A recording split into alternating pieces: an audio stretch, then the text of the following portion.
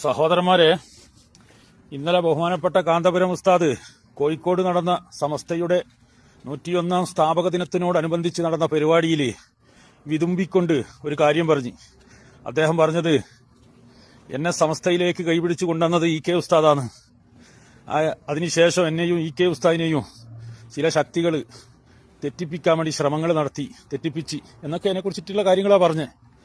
എന്നാൽ അത് കഴിഞ്ഞതിന് ശേഷം സമസ്ത ഇ കെ വിഭാഗത്തിലെ പ്രമുഖരായ 2 നേതാക്കന്മാർ ഫേസ്ബുക്ക് പോസ്റ്റിട്ട്, ഹമീദ് ഫൈസി അമ്പലക്കടവും അതേപോലെ മുസ്തഫ മുണ്ടുപാറയും.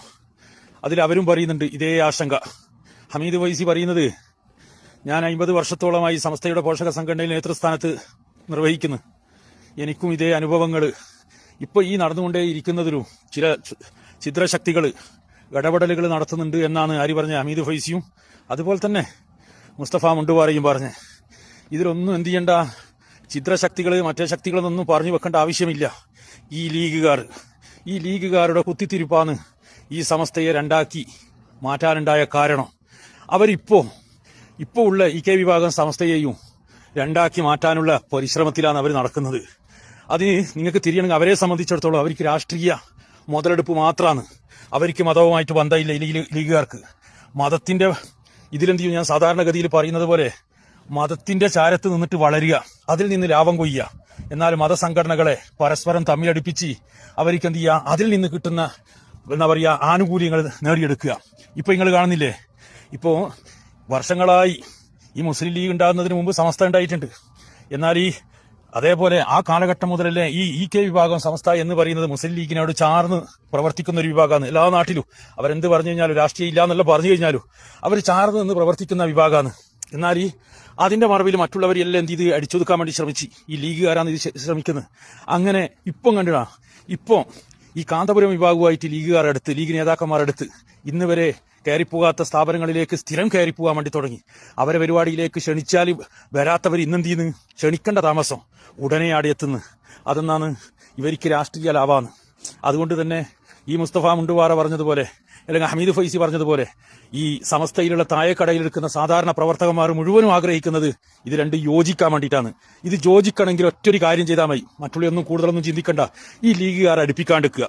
ഒരു ചർച്ചയിലും നിങ്ങൾ പറയും വലിയ സയ്യിദാണ്, വലിയ തറവാട്ടുകാരാണ്, അവരെ കൂട്ടാണ്ടെങ്ങനെയാ ചർച്ച നടത്തി. അവരെ കൂട്ടിയാൽ ഈ ചർച്ച മുന്നോട്ട് പോകില്ല. അവർ കുരുടന്റെ വടി പോലെയാ. അവർ ചാണത്തിലും കുത്തും, അമ്പലത്തിലും കുത്തും, പള്ളിയിലും കുത്തും, ചർച്ചിലും കുത്തും. അവർക്ക് ഈ മതം കൂടുതൽ മുന്നോട്ട് പോകണോ, ഈ മതസംഘടന നല്ല നിലക്ക് പോകണമെന്നുള്ള ആഗ്രഹമൊന്നും ഇല്ല. അവർക്ക് അവരെ കാര്യങ്ങൾ സുഭിക്ഷമായിട്ട് മുന്നോട്ട് പോകണമെന്നുള്ള ആഗ്രഹമാണ് അവരെ സംബന്ധിച്ചിടത്തോളം ഉള്ളത്. അതുകൊണ്ട് അവരെ അങ്ങ് ഒഴിവാക്കിയിട്ട് മറ്റുള്ള ആരെങ്കിലും സ്വാത്വികരായ അല്ലെങ്കിൽ നല്ല പണക്കാരുണ്ടാവും.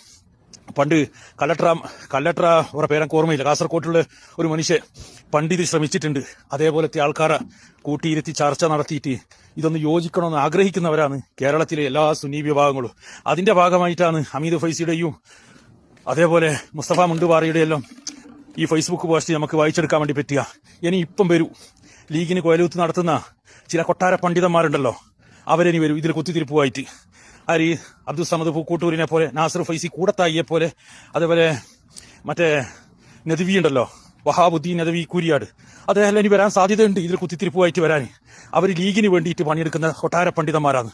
അവർക്ക് വേണ്ടുന്ന ഈ ലീഗ് നേതാക്കന്മാർക്ക് വേണ്ടുന്ന ഫത്വകൾ ഉണ്ടാക്കി കൊടുക്കുക. ഇപ്പം കണ്ടിട്ടില്ലേ, കഴിഞ്ഞ ആഴ്ച PM ശ്രീയുമായി മാധ്യമങ്ങളെ മുമ്പിന്ന് ന്യായീകരിക്കുന്നു, സാത്വികമായിട്ട് ന്യായീകരിക്കുന്ന PM ശ്രീയെ കുറിച്ചിട്ടും അതേപോലെ വീര്യം കുറിഞ്ഞ മദ്യത്തിനെ കുറിച്ചിട്ടും സമദ പൂക്കോട്ടൂരിനോട് മാധ്യമപ്രവർത്തകർ ചോദിക്കുമ്പോൾ അതിന് സാത്വികമായിട്ട് അവലോകനം ചെയ്തിട്ട് മുന്നോട്ട് പോകുന്നുണ്ടില്ലേ. അതാണ് ലീഗിന് വേണ്ടിയിട്ട് എല്ലാ കൊയലൂത്ത് നടത്തി അതിന് ഖുർആനും ഹദീസും ഓതിയിട്ട് വ്യാഖ്യാനങ്ങൾ കൊടുത്തിട്ട് മുന്നോട്ട് പോകുന്ന വിഭാഗമാണ് ഇവർ. ഇനി അവർ വരും ഇതിൽ കുത്തിത്തിരിപ്പുമായിട്ട്.